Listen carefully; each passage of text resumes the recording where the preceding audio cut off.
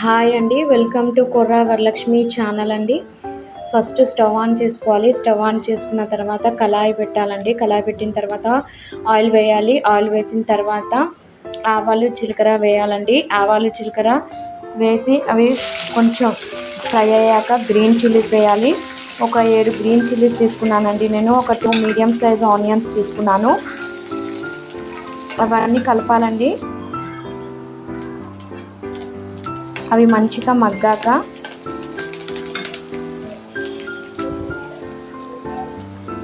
పసుపు ఉప్పు వేసానండి.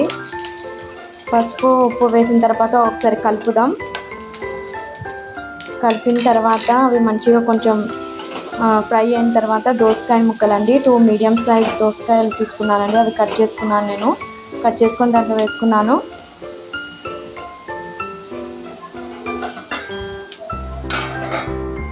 అవి మగ్గాలండి. దోసకాయ ముక్కలు మగ్గిన తర్వాత ఒక 5-6 టమాటోస్ తీసుకున్నానండి నేను, మీడియం సైజు.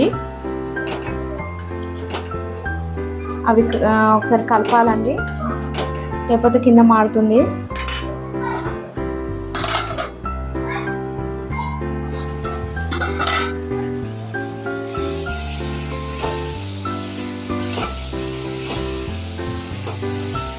దోసకాయ ముక్కలు టమాటాలు కొంచెం మగ్గినాయండి. మళ్ళీ ఒకసారి కలిపిన తర్వాత నేను కరివేపాకు వేస్తున్నానండి. వితౌట్ ఎనీ మసాలా అండి. నేను ఏం మసాలా యూజ్ చేయలేదు. సింపుల్ దోసకాయ కర్రీ అండి, దోసకాయ టమాటో కర్రీ.